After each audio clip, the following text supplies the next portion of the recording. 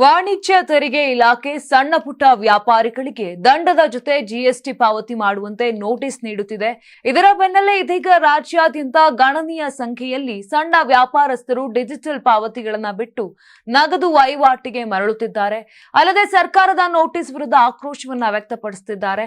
ಈ ನಡುವೆಯೇ ಯುವ ಜನತಾ ದಳದ ರಾಜ್ಯಾಧ್ಯಕ್ಷ ನಿಖಿಲ್ ಕುಮಾರಸ್ವಾಮಿ ಸಣ್ಣ ವ್ಯಾಪಾರಿಗಳಿಗೆ ಯುಪಿಐ ಸಂಬಂಧಿತ ನೋಟಿಸ್ ಮತ್ತು ಡಿಜಿಟಲ್ ಪಾವತಿಗಳಲ್ಲಿ ವಿಶ್ವಾಸವನ್ನ ಮರುಸ್ಥಾಪಿಸುವ ತುರ್ತು ಅಗತ್ಯತೆಗೆ ಗಮನ ನೀಡಿ ಅಂತ ಸಿಎಂ ಸಿದ್ದರಾಮಯ್ಯ ಅವರಿಗೆ ಪತ್ರವನ್ನ ಬರೆದು ಒತ್ತಾಯಿಸಿದ್ದಾರೆ. ಇನ್ನು ಸಿಎಂ ಸಿದ್ದುಗೆ ನಿಖಿಲ್ ಏನಂತ ಪತ್ರ ಬರೆದಿದ್ರು?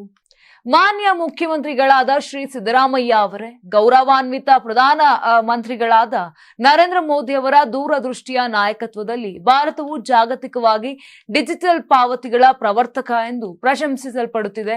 ಈ ಸಮಯದಲ್ಲಿ ಕರ್ನಾಟಕವು ಈ ಜಾಗತಿಕ ನಾಯಕತ್ವವನ್ನ ದುರ್ಬಲಗೊಳಿಸುವ, ಬೆದರಿಕೆಯೊಡ್ಡುವ ಆತಂಕಕಾರಿ ಪ್ರವೃತ್ತಿಯನ್ನ ನೋಡ್ತಿರುವುದು ದುರದೃಷ್ಟಕರ.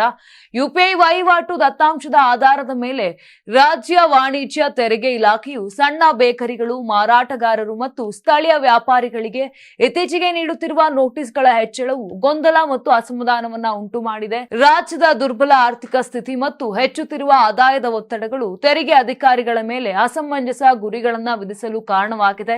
ಇದರಿಂದ ಟೋಲ್ ಅಂತೆ ತೆರಿಗೆ ಸಂಗ್ರಹಕ್ಕೆ ಇಳಿದಂತೆ ಕಾಣ್ತಿದೆ. ತೆರಿಗೆ ಗುರಿಗಳನ್ನ ತಲುಪುವ ಪ್ರಯತ್ನದಲ್ಲಿ ಅನೇಕ ಅಧಿಕಾರಿಗಳು ಸಣ್ಣ ಮತ್ತು ಪ್ರಾಮಾಣಿಕ ವ್ಯಾಪಾರಿಗಳಿಗೆ ಕಿರುಕುಳವನ್ನ ನೀಡಿದ್ದಾರೆ.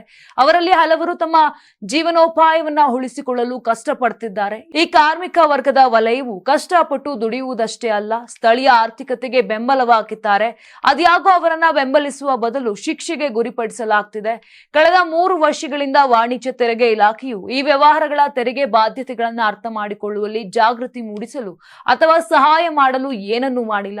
ಇದು ಕೇವಲ ಕೆಟ್ಟ ಅರ್ಥಶಾಸ್ತ್ರವಲ್ಲ, ಡಿಜಿಟಲ್ ಇಂಡಿಯಾ ದೃಷ್ಟಿಕೋನಕ್ಕೆ ದ್ರೋಹವಾಗಿದೆ. ಜಗತ್ತು ಭಾರತದ ಯುಪಿಐ ಮಾದರಿಯನ್ನ ಅಳವಡಿಸಿಕೊಳ್ಳುತ್ತಿರುವಾಗ ಕರ್ನಾಟಕದ ಸಣ್ಣ ವ್ಯಾಪಾರಿಗಳು ಭಯದಿಂದ QR ಕೋಡ್ಗಳನ್ನ ತೆಗೆದುಹಾಕಿ ನಗದು ವ್ಯವಹಾರಕ್ಕೆ ಮರಳುತ್ತಿದ್ದಾರೆ.